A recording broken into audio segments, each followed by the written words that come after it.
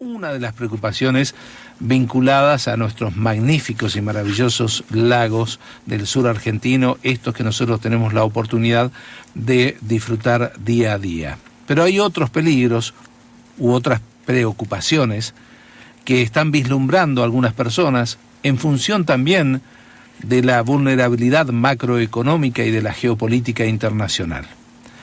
Y en ese sentido, a instancias de la Federación Argentina de Agrimensores, FADA, se presentó con la firma del diputado de Chubut, Santiago Higón, un proyecto que pretende que las reservas de agua dulce sean intangibles, que las podamos asegurar, porque desde hace tantísimos años, décadas, que se habla de vienen por el agua. Cuando decimos vienen por el agua, decimos que en el mundo hay una demanda de agua dulce enorme y que las guerras que se empiezan a producir en algunos casos ya no son por el recurso aquel que estaba bajo tierra, que es el petróleo, sino por tener el agua dulce. Vamos a hablar con el presidente de FADA, de la Federación Argentina de Agrimensores, Marcelo Lupiano, quien es el que ha impulsado este proyecto. Marcelo, ¿cómo le va? Buenos días, gracias por atendernos. Buenos días, Guillermo, por favor, gracias a ustedes por contactarse. Y realmente la introducción que has hecho es brillante. Has captado cabalmente cuál es la intención de este proyecto y de esta inquietud. A ver, cuando hablamos de los lagos, por ahí decimos los lagos, yo te voy a decir unos números para que nos tomemos conciencia de lo que estamos hablando, después sí. Pasamos a explicar el proyecto. Entre los 20, 25 lagos más grandes en cuanto a su extensión, podemos sumar más o menos 8.000 kilómetros cuadrados de superficie, ¿sí? Lo que sería el espejo de agua. Sí, claro. Si le ponemos una profundidad promedio de 100 metros a los lagos, sí, que no es descabellado. No, aquí hay algunos registros que están allí cerca de los 400 metros también en el Nahuel Huapi. Está bien, pues yo te digo promedio. Para poder sacar el cuitaje. Estamos hablando de 800 kilómetros cúbicos de agua dulce. Claro. ¿Sí? 800 kilómetros cúbicos son 800.000 billones de litros. Uf. Billones, ¿sí? Con B larga. Que si los dividís por 40 millones de argentinos, ¿sí? Te da 20 millones de litros para cada argentino, que si lo dividís por los 250 litros que necesita diariamente una persona, tenés 80.000 días, o sea, 220 años. Claro. ¿Sí? Para que nos demos una idea de qué estamos hablando. Marcelo, qué interesante este número que acabas de transmitirnos, porque hace un tiempo, haciendo una entrevista acerca de las vivencias de un guía turístico de muchos años aquí en el parque y como guía lacustre, él nos contaba una anécdota cuando vino el primer ministro de China y estuvo haciendo la excursión. Y el hombre, en vez de maravillarse como lo hacemos la mayoría con la claridad del agua, esas montañas, ese bosque y demás, hizo una pregunta muy concreta de golpe al guía, y él nos lo contaba aquí en estudios como una gran anécdota porque no supo qué responderle bien. Dijo, ¿sacaron cuenta cuántos litros de agua tiene este lago y que se puedan vender? ¿Cuántas botellitas podrían producir con este lago? El hombre quedó muy interesado con una mirada que es exactamente la que vos acabás de decir. Tantas personas tienen agua para 220 años. Mira, no sé, por ejemplo, en Arabia, en Abu Dhabi o en Dubái, una botellita de agua se vende en 6, 7 euros. Claro. El envase tiene mucho que ver, pero... Claro. Y bueno, en Argentina... Si tomamos el agua que existe en el planeta, el 97% es salada, solo el 3% es dulce. Y si dividimos ese 3% en cada país por la cantidad de habitantes, te da una cantidad de agua disponible para cada habitante, ¿sí?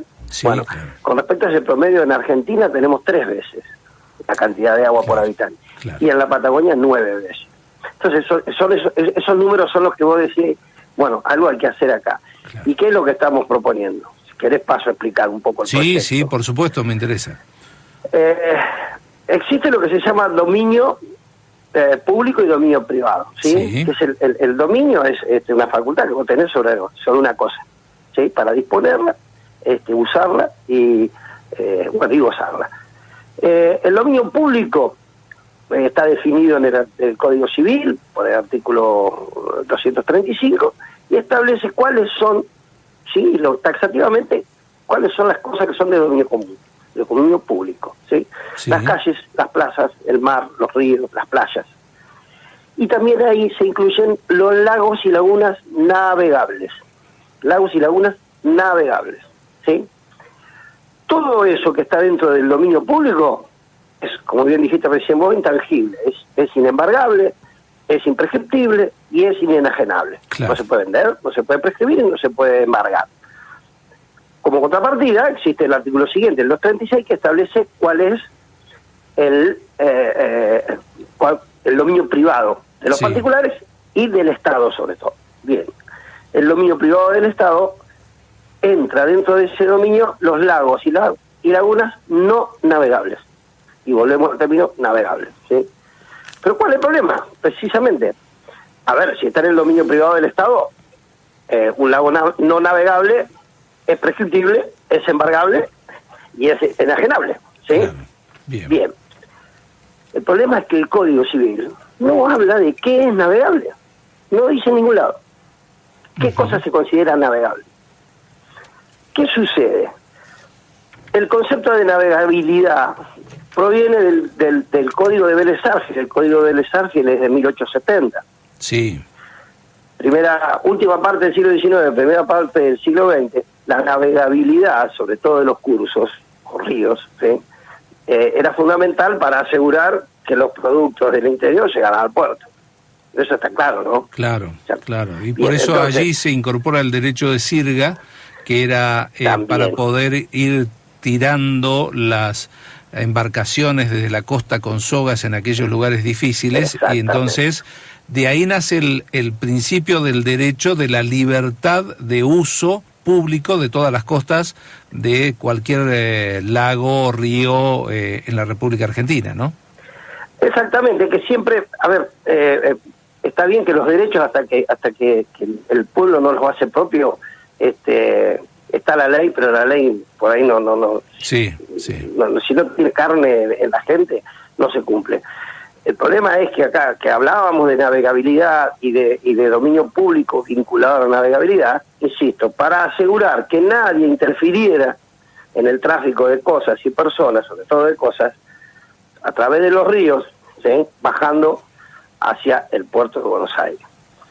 Entonces, cuando hablamos de navegabilidad, la última referencia de la jurisprudencia argentina que habla sobre navegabilidad es del año 2009, por un caso ahí sobre el río Chimehuín, entre una empresa que se llama Las Mañanitas contra la provincia de Neuquén. Y ahí la Corte Suprema termina diciendo, en un fallo que tiene 44 parágrafos, en el número 14, en los 14, del 14 al 20, un galimatías el que arma la Corte, y termina diciendo que la navegabilidad de un río está vinculado a la índole del tráfico que allí se realice.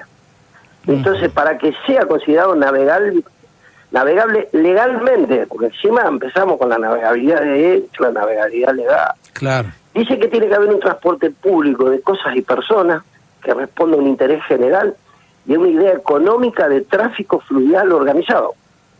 Y aparte aclara que la posibilidad accidental o transitoria de que vaya una embarcación por un curso de agua no lo convierte en legalmente navegable. ¿Qué quiere decir eso? ¿Qué río navegable hay en Argentina con ese criterio? Claro. Y el Paraná, el Paraguay, el Río de la Plata, Sí. un pedacito, la desembocadura del Riachuelo. Correcto. Se acabó. El Limay no, por ejemplo. El Limay no. Ahora el Limay, el Negro, todos los ríos son de dominio público porque corren por causas naturales. Correcto. Eso está aclarado. Pero ¿cuál es el problema acá? Si tomamos ese concepto de navegabilidad que le aplican a los ríos y se lo llevamos a los lagos, ¿qué lago es navegable en Argentina? Claro, claro. Ninguno. Entonces son todos no navegables. Si son todos no navegables, están en el dominio privado del Estado. Claro. Entonces, ¿qué es lo que decimos nosotros? ¿Cómo va a seguir discutiendo el concepto de navegabilidad?